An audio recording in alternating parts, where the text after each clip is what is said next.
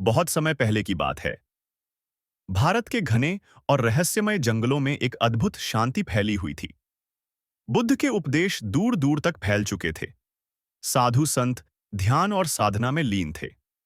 इन्हीं दिनों बुद्ध के एक प्रमुख शिष्य महामौगलायन घड़ियाली पहाड़ी के पास भेसाकला नामक वन में विचरण कर रहे थे। यह वन हिरणों के अभयारण्य के पास था, जहां प्रकृति की गोद में एक गहरी शांति बसी थी।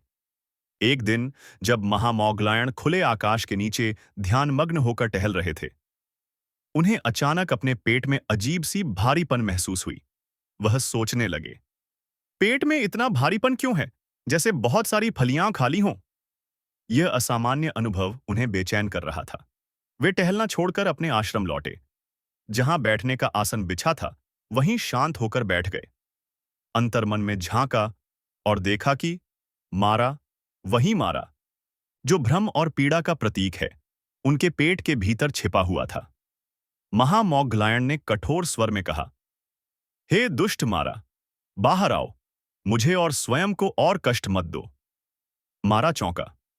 उसने सोचा, ये साधु मुझे पहचान नहीं सकता। बुद्ध भी मुझे इतनी जल्दी नहीं पहचानते, फिर ये कैसे? लेकिन महामौगलायन ने बिना झिझक के कहा, मैं जानता हूं तुम कौन हो, मारा। मत सोचो कि मैं तुम्हें नहीं देख सकता। अब मारा मजबूर होकर उनके मुख से बाहर निकला और द्वार के पास खड़ा हो गया।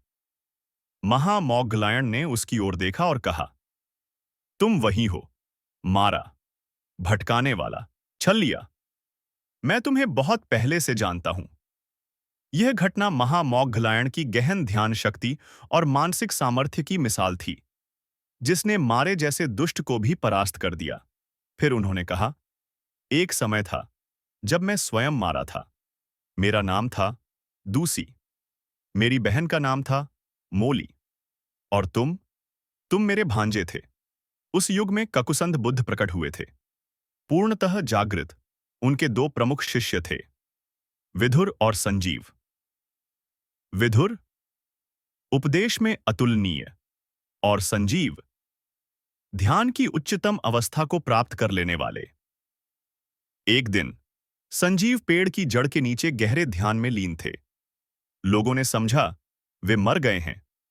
उन्होंने लकड़ियां, घास और गोबर इकट्ठा करके चिता बना दी और उन्हें जला दिया। लेकिन भोर होते ही संजीव ध्यान से बाहर आए और गांव जाकर भिक्षा लेने लगे। लोग चकित रह गए, बोले, ये तो मर गए थे, अब कैसे जीवित हो गए? इसीलिए उन्हें संजीव कहा जाने लगा, जो जीवन को फिर से जागृत करे। मारा दूसी हार मानने वाला नहीं था। उसने सोचा, मैं इन साधुओं के पुनर्जन्म और ध्यान की शक्ति को नहीं समझता। क्यों न उनके आसपास के लोगों को उकसाकर उन्हें विचलित कर दूं? मैं गृहस्थों को भड़काऊंगा, उन्हें अपमानित करवाऊंगा। शायद इनका मन डगमगा जाए। और ऐसा ही हुआ। मारा ने गृहस्थों और ब्राह्मणों को भ्रमित कर दिया। उन्होंने साधुओं का उपहास उड़ाया। ये लोग ढोंगी हैं, ध्यान के नाम पर भ्रम में खोए रहते हैं, जैसे उल्लू अंधेरे में बैठा हो। लेकिन इसका परिणाम क्या हुआ? जिन लोगों ने साधुओं का अपमान किया, उनका पुनर्जन्म अशुभ लोकों में हुआ।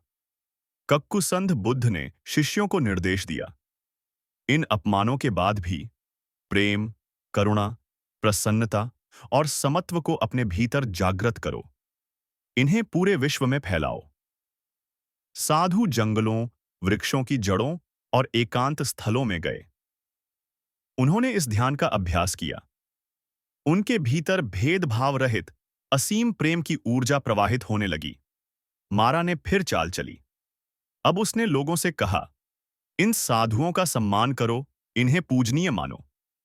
सोचा, शायद सम्मान से इनका अहम जाग जाए और ये गिर जाए। पर हुआ उल्टा। लोगों के मन में श्रद्धा जागी। साधुओं का सम्मान हुआ।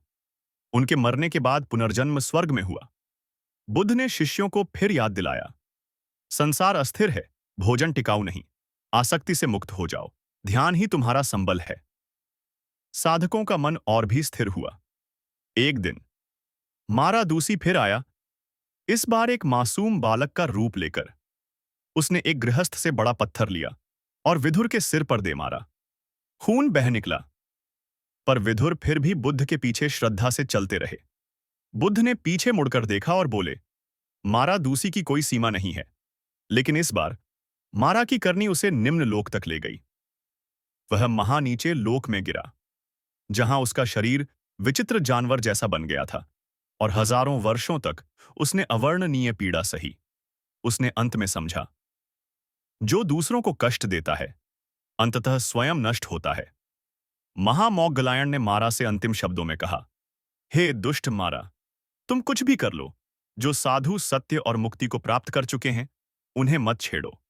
यही मार्ग तुम्हारे विनाश का कारण बनेगा। यह सुनकर मारा शर्मिंदा होकर वहां से चला गया।